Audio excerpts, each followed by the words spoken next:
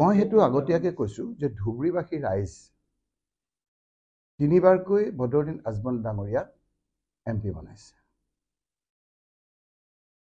এইবাৰ তেওঁলোকে ভাবিছে মই এই মানুহবিলাক দুখীয়া মানুহ বেছি, ধনীখিনি মই বাদ দিছোঁ, খুব কৰ্ম কৰে, কেতিয়াবা চৰকাৰে কিবা দিলে চৰকাৰে নিদিলে এই কথাখিনি ইমান তেওঁলোকৰ ভক্ষেপ নাই, দিলে কিমান মানুহক দিব, কিমান শতাংশ মানুহক দিব, কিন্তু উৰেটো দিন ৰাতিপুৱাৰ পৰা গধূলিলৈকে তেওঁলোকে কাম কৰাৰ পাছত ৰাতি নিজৰ ল'ৰা ছোৱালী পৰিয়ালটোলৈ শুবলৈ বিচাৰে, ভালকৈ ঘৰখনত শান্তিৰে থাকিব বিচাৰে। বৰ্তমান হিমন্ত বিশ্ব শৰ্মা ডাঙৰীয়াৰ শাসনকালত তেওঁলোকৰ শুই থকা অৱস্থাত সেই দুখীয়া মানুহখিনিৰ ঘৈণীয়েকৰ বুকুৰ পৰা গিৰিয়েকক কাঢ়ি লৈ গুচি আহিছে আৰু জেলত থৈছে। মই শিৱসাগৰত কৈ আছো কথাবিলাক। ল'ৰাবিলাকক উঠাই নি ফেক এনকাউণ্টাৰ কৰা বুলি এতিয়াও আপোনাৰ বিভিন্ন ক্ষেত্ৰত আপোনাৰ হাইকোৰ্টত কেছ চলি আছে। শুই থকা ল'ৰা ছোৱালীবিলাকক আমাৰ গুৱাহাটীতে আপোনালোকে দেখিছে কেনেকৈ মহিলাসকলে ৰাজপথলৈ ওলাই আহিবলগীয়া হৈছে, ঘৰবিলাক ভাঙি দিছে, হয় বুলডেজাৰ বা হাতীৰে। এতিয়া মানুহখিনিয়ে ভাবিছে যে হিমন্ত বিশ্ব শৰ্মা ডাঙৰীয়াক যিমান সোনকালে পৰা যায় মুখ্যমন্ত্ৰীৰ পৰা আঁতৰাব লাগে। তেওঁলোকে দেখিলে যে আমিতো মুখ্যমন্ত্ৰী হিমন্ত বিশ্ব শৰ্মাক সমৰ্থন নকৰোঁ, আমিতো বদৰুদ্দিন আজমল ডাঙৰীয়াকে সমৰ্থন কৰোঁ।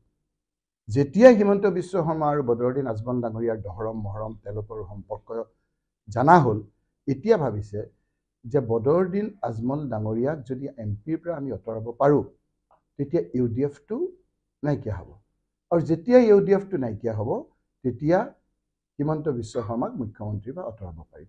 একমাত্ৰ হিমন্ত বিশ্ব শৰ্মা ডাঙৰীয়াৰ প্ৰতি অনাস্থা দিবৰ বাবেই বদৰুদ্দিন আজমল ডাঙৰীয়াক ভাবিব নোৱাৰাকৈ এবাৰ তেওঁলোকে বেয়া পাইছে, তেওঁলোকে প্ৰত্যাখ্যান কৰিব, আৰু সেইকাৰণেই এইবাৰ বদৰুদ্দিন আজমল ডাঙৰীয়াই প্ৰথমে মোৰ নামটো ওলাওঁতে ক'লে, মই আপোনালোকৰ বহুতে মোক সুধিছিল সেইকাৰণে মই জানো যে তেওঁ মোৰ ভাই, তেওঁ মোৰ ককাই।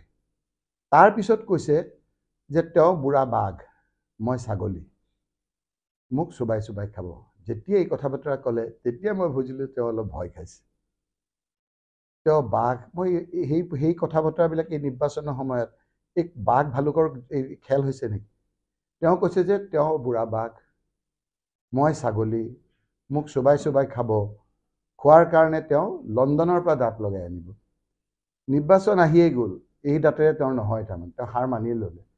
কেতিয়া লণ্ডন যাব, কেতিয়া দাঁত লগাব, কেতিয়া মোক খাব, ৰিজাল্টৰ পিছত দেখিব যে এইবিলাক যে কথা বতৰা। আৰু কি কৈছিল তেওঁ? আৰু কৈছিল যে মুছলমান ল'ৰাবিলাকৰ ছোৱালী দেখিলে গাটো গৰম হৈ যায়, তেওঁ কোৱা কথা আপোনালোকে উলিয়াইছিল। আৰু কি কৈছিল? মুছলমান চুৰি ডকাইতিবিলাক চব কৰে মুছলমান। এই যিটো আপোনাৰ এটা তেওঁলোকৰ যিটো কথা বতৰা, এইটো যিটো তেওঁলোকৰ তুচ্ছ তাচিল্য, সেইবিলাক এতিয়া ভূতৰ আকাৰ লৈছে, আৰু সেইকাৰণে তেওঁলোকে কম্পমান হৈ এবাৰ হিমন্ত বিশ্ব শৰ্মাই উলট পালট কথা কয় আৰু এবাৰ বদৰুদ্দিন আজমলে উলট পালট কথা কয়। হিমন্ত বিশ্ব শৰ্মা ডাঙৰীয়াই কৈছে মোক এই ফাৰ্ষ্ট ফেজ ছেকেণ্ড ফেজ হ'ব দিয়ক, তাৰপিছত মই ধুবুৰীৰ ফালে আপোনাক জিকাবৰ কাৰণে যি লাগে মই কৰিম। গতিকে ময়ো সেই ধৰণৰ প্ৰস্তুত হৈ আছোঁ, যুঁজিম। যুঁজত কোন জিকে কোন হাৰে দেখা যাব।